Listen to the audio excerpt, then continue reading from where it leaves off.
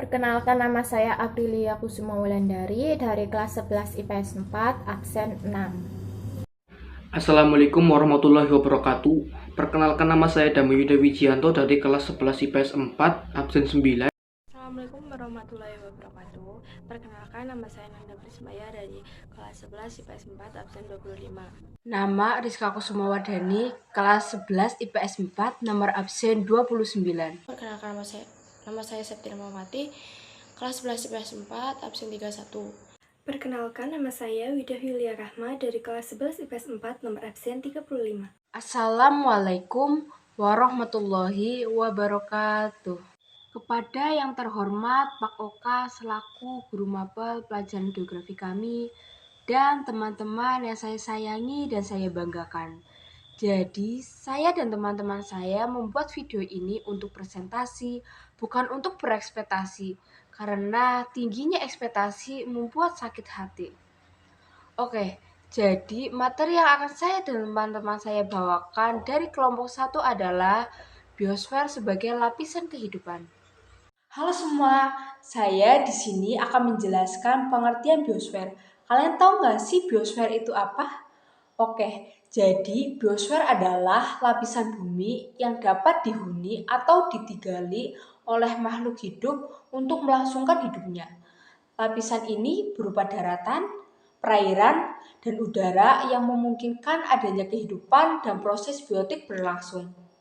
Biosfer menjadi tempat sistem ekologis global yang menyatukan semua makhluk hidup, termasuk hubungan interaksi yang meliputi unsur litosfer, hidrosfer, antroposfer, dan atmosfer bumi. Keempat lapisan tersebut saling berkaitan satu sama lain. Akan tetapi, biosfer lebih fokus kepada tempat tinggal makhluk hidup, seperti flora dan fauna yang bertempat di daratan ataupun di perairan. Dibandingkan seluruh lapisan bumi, biosfer merupakan lapisan yang paling tipis.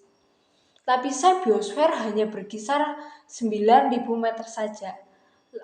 Lapisan ini menjadi tempat sistem kehidupan dan organisasi yang kompleks.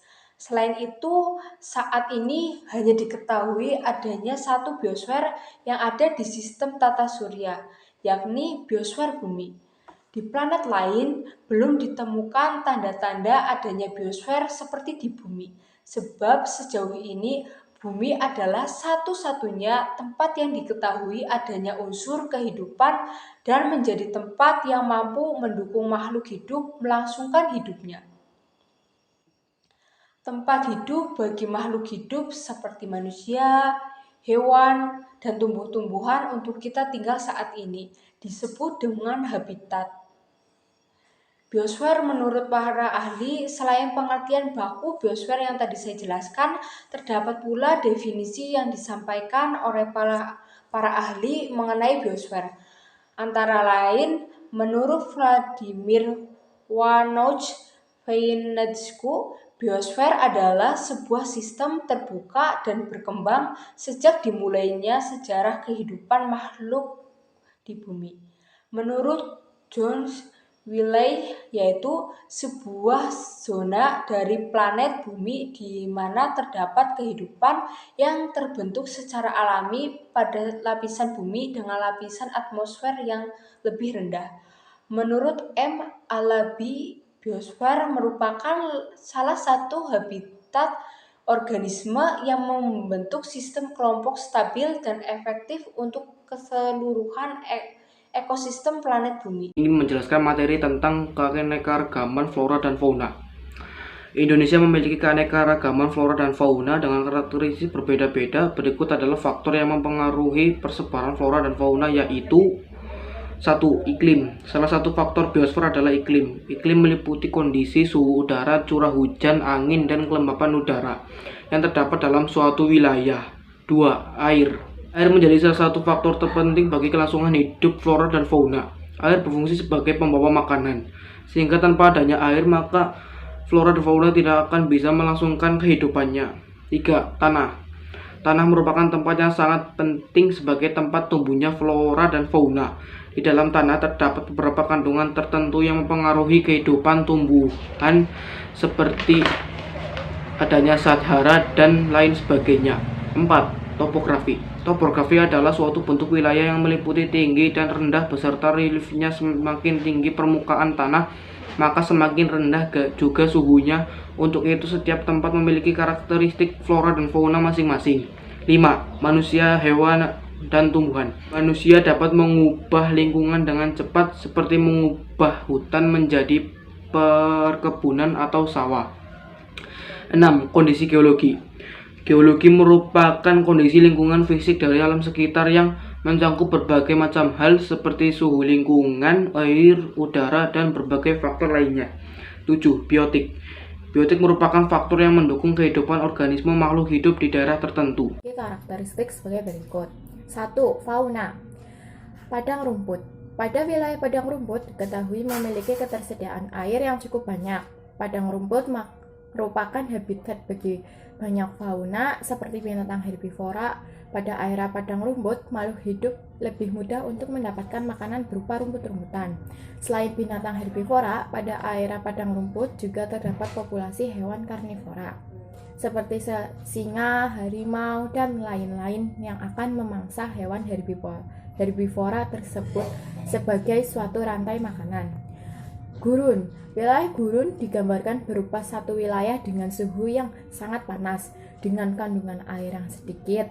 Pada daerah gurun, perubahan suhu akan sangat terasa. Misalnya, pada siang hari suhu udaranya biasanya mencapai 50 derajat Celcius, sedangkan pada malam hari suhu di gurun dapat mencapai 0 derajat Celcius. Ekstrim suhu di gurun membuat tempat ini hanya ditempati oleh beberapa jenis fauna tersebut atau tertentu, seperti ular, gurun, dan unta. Tundra. Tundra merupakan tempat yang berbanding terbalik dengan gurun. Tundra adalah wilayah yang diselimuti oleh daratan salju. Umumnya wilayahnya terletak dekat dengan kutub utara yang dilipati es abadi. Fauna yang tinggal di kawasan tundra biasanya memiliki bulu yang tebal dan berdarah hangat. Hutan tropis. Bagi seluruh makhluk hidup, daerah tropis akan tempat yang sangat cocok dan bersahabat. Pada daerah tropis, curah hujan yang dimiliki sangat tinggi dan sinar mataharinya juga bersinar sepanjang tahun. Taiga. Taiga merupakan habitat yang cocok untuk berbagai jenis burung yang melakukan migrasi. Proses migrasi dilakukan apabila di daerahnya asalnya mengalami perubahan musim seperti musim gugur. Kutub. Dengan kutub hampir sama dengan tundra, yaitu seluruh tempatnya diselimuti oleh salju. Kawasan kutub adalah tempat yang sangat ekstrim untuk ditempati oleh fauna. Di daerah ini hanya terdapat beberapa fauna yang memiliki sistem pertahanan khusus seperti bulu yang tebal dan darah yang hangat. Perairan. Fauna yang hidup di perairan dibedakan menjadi beberapa jenis seperti bentos yang memiliki ukuran mikroskopis dan sangat kecil, bahkan tidak bisa dilihat mata telanjang. Organisme ini dibedakan menjadi beberapa jenis seperti bentos yang memiliki ukuran mikroskopis dan sangat kecil, bahkan tidak bisa dilihat mata telanjang. Organisme ini hidup di dasar perairan. Kemudian plankton yang sama-sama berukuran kecil. Plankton hidup mengapung di perairan air laut mengikuti pergerakan air laut. Selanjutnya terdapat juga nekton yang bisa bergerak sendiri dengan kemampuannya. 2. Hutan hujan. Seperti namanya, hutan ini terdapat di daerah tropis yang dilalui oleh garis khatulistiwa. Hutan hujan memiliki curah hujan yang tinggi dengan sinar matahari yang bersinar sepanjang tahun. Pohon yang tumbuh di hutan ini memiliki daun yang lebar dan tumbuh mencapai 20 hingga 40 meter. Hutan musim umumnya memiliki ciri ketika musim kemarau datang, maka pohon-pohon yang tumbuh akan menggugurkan daunnya. Hutan iklim sedang. Jenis hutan yang tersebar di daerah pantai Pasifik Amerika Utara hingga ke Washington DC. Hutan ini ditumbuhi oleh pohon-pohon yang dapat tumbuh tinggi seperti pohon pinus. Hutan gugur. Hutan gugur banyak menjadi habitat pohon yang tinggi, kokoh, dan memiliki daun yang lebar. Hutan ini berada di daerah yang sedikit lebih kering, namun tetapi memiliki kandungan air yang cukup banyak meskipun tidak sebanyak hutan tropis. Hutan yang berada di daerah dengan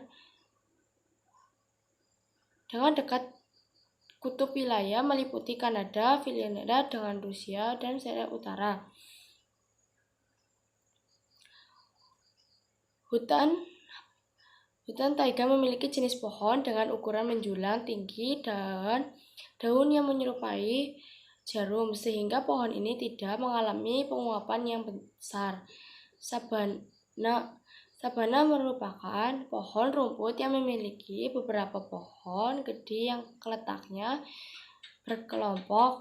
Pohon di wilayah sabana tumbuh tersebar pada lokasi yang memiliki cadangan air yang banyak. Stepa merupakan nama lain dari padang rumput.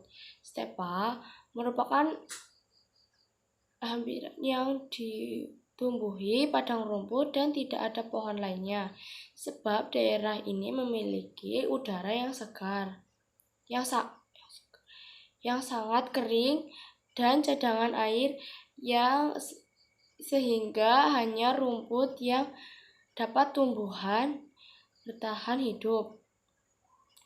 Terumbu karang merupakan salah satu makhluk hidup yang hidup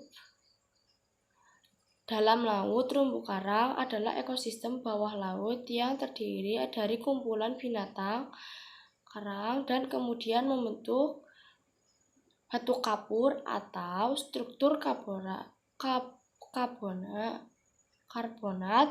Indonesia memiliki perairan laut dengan terumbu karang terbesar dan terlengkap di dunia. Yang selanjutnya ada fungsi biosfer. Biosfer memiliki beberapa manfaat untuk makhluk hidup seperti manusia, hewan, dan juga tumbuhan. Yang pertama ada sumber makanan. Biosfer merupakan penyedia sumber makanan seperti berbagai flora dan fauna yang dapat dikonsumsi oleh manusia. Tanpa adanya flora dan fauna, maka manusia tidak bisa melangsungkan hidupnya. Yang kedua, ada penelitian dan pendidikan. Fungsi lain dari biosfer adalah sebagai objek penelitian dan pendidikan. Fungsi ini dapat dijadikan pembelajaran kepada anak cucu kita agar bisa mencintai alam dan belajar untuk melestarikan flora dan fauna sejak dini. Yang ketiga yaitu sarana rekreasi. Selain sebagai sumber makanan, objek penelitian dan juga pendidikan, biosfer juga berfungsi sebagai sarana rekreasi. Contohnya adalah Suaka Margasatwa yang melindungi dan melestarikan berbagai jenis spesies binatang yang dikhawatirkan akan mengalami kepunahan. Contoh seperti badak bercula 1 dan juga komodo. Selain sebagai sarana rekreasi, orang-orang yang berkunjung ke sana juga bisa mendapatkan wisata edukasi melalui pengenalan berbagai jenis flora dan fauna dan bagaimana cara melestarikannya. Yang selanjutnya ada macam-macam biosfer. Dilihat dari jenis lapisannya, biosfer terbagi menjadi 3 jenis lapisan, yaitu sebagai berikut. Yang pertama yaitu atmosfer. Atmosfer adalah lapisan bumi yang paling atas. Atmosfer berfungsi untuk melindungi bumi dari benda-benda luar angkasa yang berukuran besar. Lapisan atmosfer atau lapisan yang dikenal sebagai lapisan ozon, yakni adalah lapisan yang berperan penting untuk melindungi kehidupan makhluk bumi. Yang kedua yaitu litosfer.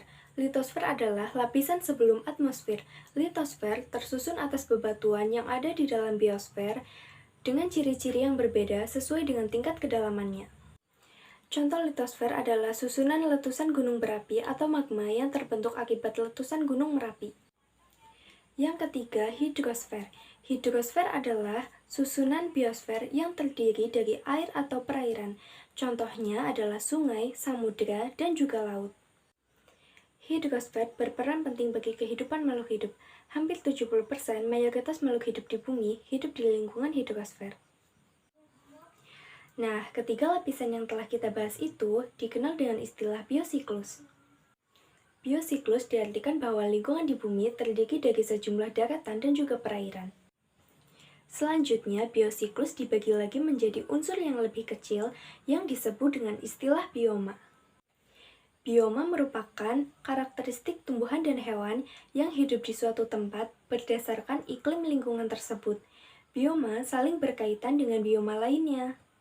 Akan menjelaskan tentang cagar biosfer.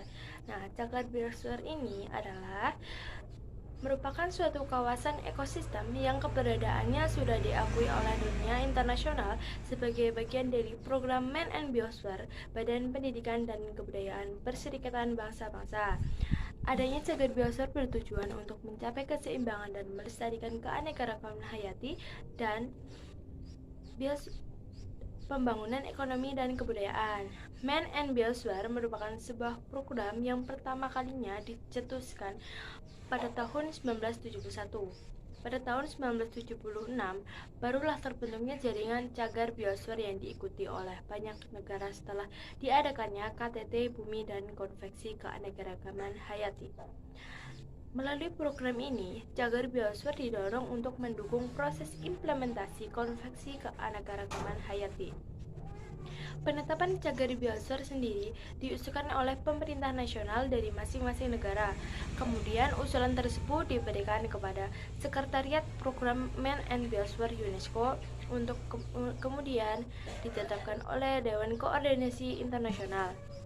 Secara fisik, cagar biosfer itu terbagi menjadi 3 zona nih, yaitu zona inti, zona penyangga, dan zona transisi. Zona inti ini adalah sebuah kawasan yang dilindungi untuk konvensi keanekaragaman hayati dan ekosistemnya. Zona ini hanya diperbolehkan untuk kegiatan penelitian yang tidak merusak, contohnya seperti kegiatan pendidikan. Nah, untuk zona penyangga merupakan zona yang mengelilingi zona inti. Zona ini dimanfaatkan untuk kegiatan yang tidak mengeksploitasi sumber daya alam seperti rekreasi, pendidikan, dan penelitian. Nah, untuk zona transisi adalah zona yang mengelilingi zona penyangga. Pada zona ini diperbolehkan untuk melakukan kegiatan pertanian, pemukiman dan pemanfaatan lain demi kepentingan masyarakat, ilmuwan, lembaga swadaya masyarakat, dan kepentingan lainnya. Cagar biosfer membentuk suatu jaringan yang tersebar di seluruh dunia. Seluruh jaringan ini berkontribusi untuk mewujudkan tujuan yang sama. Seluruh jaringan ini juga berperan sebagai media kerjasama antar pengelola cagar biosfer. Sampai saat ini telah tercatat adanya 651 cagar biosfer di 120 negara yang terdistribusi dalam 5 kawasan, yakni Afrika, Eropa, Amerika Utara, Asia Pasifik, kawasan Kepulauan Karibia, Amerika Latin, dan kawasan Arab. Nah, di Indonesia sendiri terdapat cagar biosfer yang telah diresmikan sejak tahun 1977 oleh UNESCO. Hingga saat ini, Indonesia telah memiliki beberapa cagar biosfer, antara lain Cibodas, Pulau Komodo, Tanjung Puting, dan Lorelindo, Pulau Siberut, Gunung Leuser, Bukit Batu, Taman Laut Wakatobi, Bromo Tengger, dan Kepulauan Selayar, dan juga Belambangan. Guys, itulah tadi penjelasan dari kelompok kami tentang materi biosfer sebagai lapisan kehidupan. Bila ada salah kata atau kekurangannya, mohon dimaafkan ya. Terima kasih. Wassalamualaikum warahmatullahi wabarakatuh.